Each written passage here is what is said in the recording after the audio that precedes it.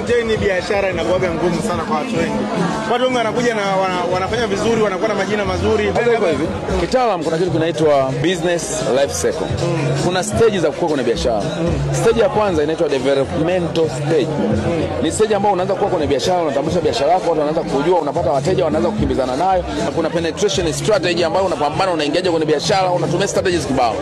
Stage ya pili ni growth stage. Baada ya development unakuja growth stage. Kwenye growth stage sasa ndio unaanza kukua, watu wanaanza kusema sasa huyu ni loja.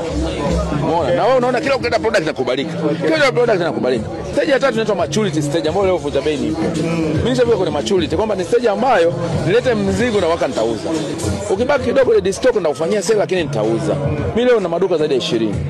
Hakuna kampuni ya kuuza nguo leo Tanzania na maduka zaidi ya 20 haipo, mimi ndio peke yangu. Kwa hiyo mimi najua kwamba nikileta mzigo wa bilioni 2 nitauza. Alafu sina haja ya kupambana kupigana na wateja sana. Wateja wanakuja kwa sababu washaniamini. Unaelewa? Lakini kuna stage ya mwisho ambayo ndio stage ngumu. Ile stage huwa ina option mbili. Either una decline, unadondoka, au ukifanya innovation unaendelea kuwepo kwenye game. Sasa ngoma iliyopo ni kwamba watu wengi wao wanafanya vizuri kwenye stage ya kwanza, development. Stage ya pili, wakianza kufika pale kwenye maturity wanasahau. Ukiendelea kufanya innovations, unaenda kwa creative, kwa sababu watu wengi ukishapata fedha wanasahau, wanaanza kurudi nyuma, wanasahau kuwa innovative, wanasahau kuwa creative, wanasahau kupambana, wanasahau kujali vizuri wateja, wana drop. Ndio maana mimi Vunja Bei siku zote nimekuwa nabadilisha wafanyakazi. Mfanyakazi akishaanza kufika kwenye level ambayo mimi nipo, anaanza kujiona na mimi Vunja Bei, anatoka.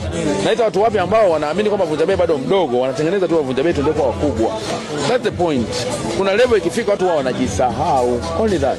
Kada kitu cha msingi kwenye hii conversation yote ya Fred Vunja Bei ni kitu kimoja, kwamba kwenye final stage ni kwamba watu wanarudi nyuma, wanaanza kujificha, wanahisi wao washatoka. Hapo ni stage ambayo sasa hivi kwenye generation hii mambo yabadilika. Nyuma watu wakishakuwa superstar kwenye industry yote wanarudi nyuma kwa sababu wanalinda brand ili waendelee kukuza brand. Lakini kwa sasa hivi mambo yanabadilika.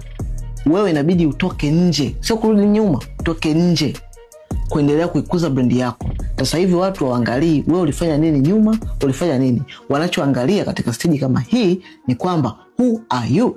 Kitu gani ambacho kitatufanya tuendelee kustick kwako? What do you have? You as a person. Hapa ndo tunakuja kwenye solution ya personal brand. Personal brand lazima uendelee kuinacha siku hadi siku ili kuendelea kusurvive sokoni katika stage yoyote ile ya biashara ambayo unapenda kuwa. So ukitaka kupata knowledge vizuri kuhusu personal brand, comment neno course hapo chini na kusaidia kupata course DM kwako.